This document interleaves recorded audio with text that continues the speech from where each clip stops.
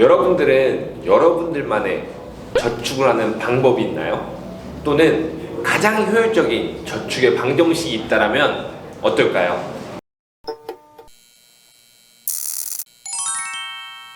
꼬마! 안녕하세요 여러분, 꿈을 파는 남자입니다. 네, 오늘은 여러분들 오래간만에 또 저희가 이제 사무실 이전을 마치고 이렇게 그 조명이 지금 다 보여요. 그래서 오늘 여러분들과 제가 나눠보고 싶은 이야기는 우리 요즘 같은 세상에 특히나 이제 정말 많이 고민하는 것들이 돈을 어떻게 모을까잖아요.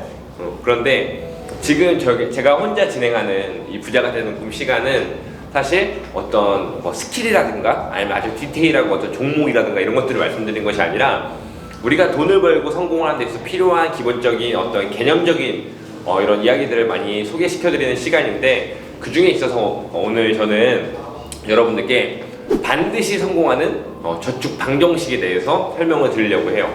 우리가 저축을 할 때 이렇게 생각한단 말이에요. 아, 저축을 할 돈이 그렇게 많지 않은데 나한테 기회비용을 따져봤을 때 적금을 드는 것이 좋나? 아니야, 적금 너무 재미없잖아. 주식 투자를 할까? 근데 주식보다 요새 펀드가 좋다는데 펀드를 할까? 이런 생각들을 한단 말이죠. 근데 어서 듣다 보니까 연금도 좀 들어야 된다라고 하고, 그럼 나는 그냥 캐시가 좋아 라고 해가지고 그냥 예금 통장에 모아놓는 분도 계시고, 또 어떤 약간 이제 사이코틱한 분들은 이제 이거 현금을 뽑아가지고, 아직도 그런 사람이 있나? 장판 밑에 넣어놓거나 아니면 액자 뒤에 숨겨놓거나 이런 분들도 있단 말이죠.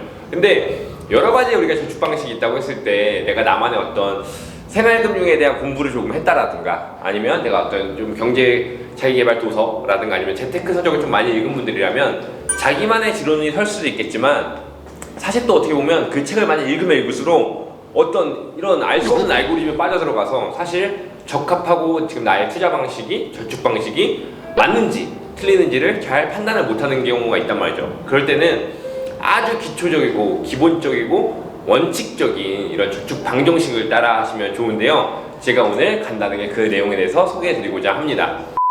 우리가 아주 간단해요. 저축을 할 땐 먼저 질문 한번 스스로 해보는 거예요. 나는 공격적인 게 좋은지 아니면 수동적인 게 좋은지 라고 했을 때 여러분들은 어떠신가요? 다 각자 대답이 다르겠지만 기본적으로 우리가 선을 하나 긋는 거죠.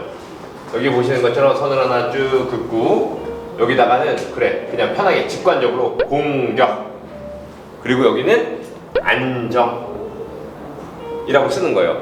그럼 이게 내가 공격적인 성향과 안정적인 성향이 있어 내가 100만 원을 저축할 수 있다고 가정했을 때 어느 쪽에 좀 더 포션을 두냐라는 거죠. 예를 들어 저 같은 경우는 그래, 공격적인데 좀 포션을 좀 더 보자. 그래서 공격에 이제 60을 투자하고, 그 다음에 안정적인 거에 40%의 포트폴리오를 둔다 이거죠. 그리고 나서 또 하나를 질문을 던져볼게요. 나는 오랫동안 멀리 꾸준히 장기 투자하는 것이 좋아, 아니면 나는 짧고 화끈한 것이 좋아 라고 했을 때 어떤 것이냐에 따라 또 여러분들 답이 나올 수 있겠죠. 그걸 또 그려보는 거예요. 이렇게 세로를 넣어서 여기는 장기, 여기는 단기라고 했을 때, 예를 들어서 장기에 나는 한 30 정도만 투자하고 싶어, 그리고 나는 단기 성향이 70 정도 되는 것 같아, 이러면 끝났습니다. 뭐가요? 여러분들의 저축 방정식.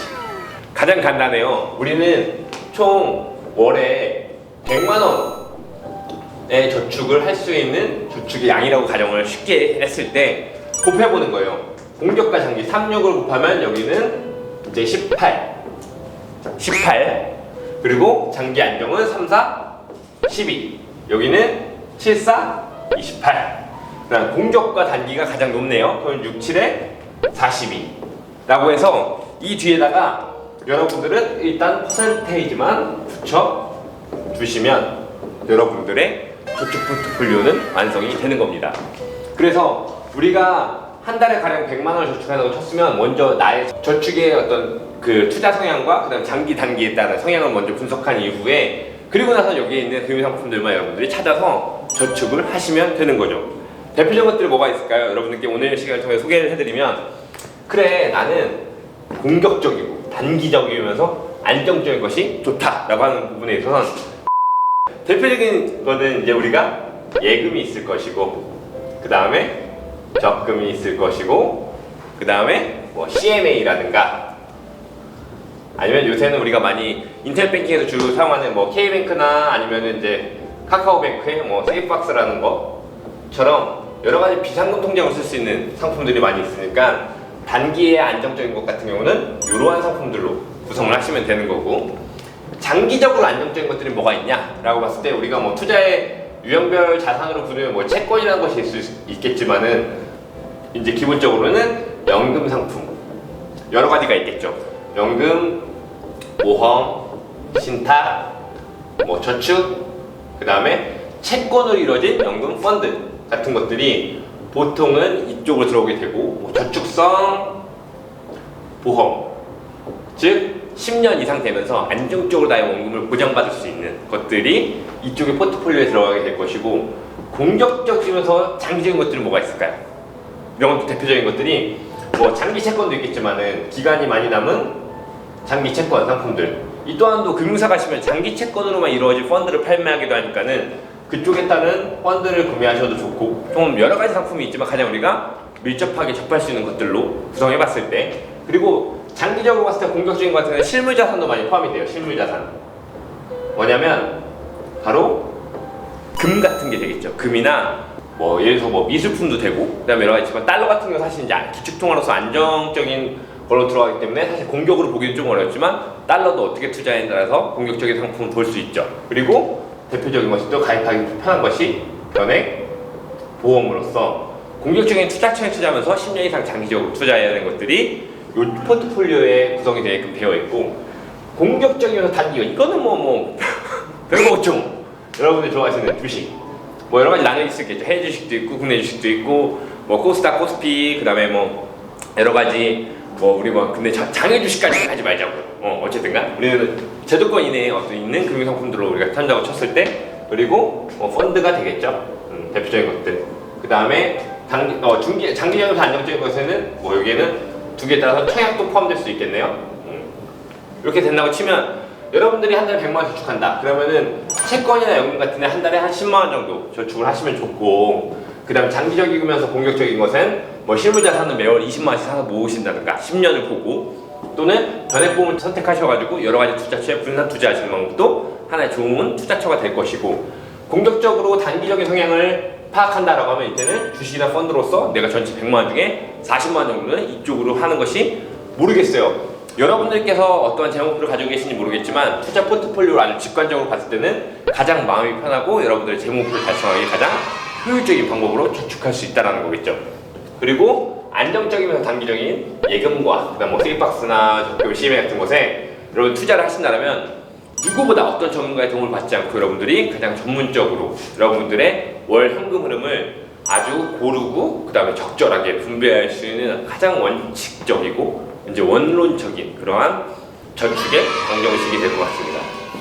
그러니까 제가 드리고 싶은 말씀은 뭐냐, 여러분들 저축을 할 때 그냥 적금 몰빵하는 경우도 있고, 그 다음에 나는 그냥 그자 해가지고 주식만 가실 수도 있는데, 사실 중요한 거는 누가 얘기했어? 뭐 워렌 버핏도 얘기했고, 뭐 계란을 한 바구니에 담지 말라, 분산 투자를 해라, 여러 가지 10년 동안의 어떤 자산의 어떤 수익률을 비교 평가표를 냈을 때 배분 전략이 가장 우세한 전략이더라 라고 하는 것처럼, 여러분들 금액이 한 달에 100만 원이 됐든 500만 원이 됐든 중요한 것이 아니라 들어오는 일정 수입을 여러 가지로 쪼개가지고 맞게끔 이제 저축하는 것이 중요한데, 지금의 여러분들 하고 계시는 저축이 여기 있는 것처럼 다변화가 되고, 그 다음에 어떤 내가 좀 구체적이고 체계적인 어떤 준비를 걸쳐서 한 포트폴리오가 아니라면 바로 실행해 보시는 것도 좋을 것 같아요. 왜냐면 이렇게 하는 사람들이 아무래도 중구난방으로 아니면 또 막무가내로 하는 분들보다는 훨씬 더 경제적 자립을 이루고 본인이 원하는 제 목표를 달성하는데 좀 더 효율적이지 않을까요? 그러니까 이제 지금부터 쓸데없는 생각 그만하시고 내가 분명히 전제로 조건을 까는 거니까요. 명확하고 체계적인 준비를 거쳐서 하고 있는 분들이라면 참고만 하시면 되고, 그냥 생각 없이 뭐 이것도 못하는 10만 원 가지고 쪼갤 필요가 없어요. 최소 100만 원 정도? 물론 50만 원도 되겠지만은 그래도 어느 정도의 월 현금이 있다라면 지금 제가 소개해드린 저축방 정식을 참고하셔서 여러분들의 저축 포트폴리오를 한번 구축해 보신다면 여러분들이 성공하고 여러분들이 꿈을 이루는 데 있어서 좀 더 효율적이고 한 발자국 더 다가갈 수 있지 않을까 해서 오늘 꿈판 남자가 준비한 저축 방정식 여기까지 해서 마치도록 하겠습니다. 고맙습니다. 또 봐!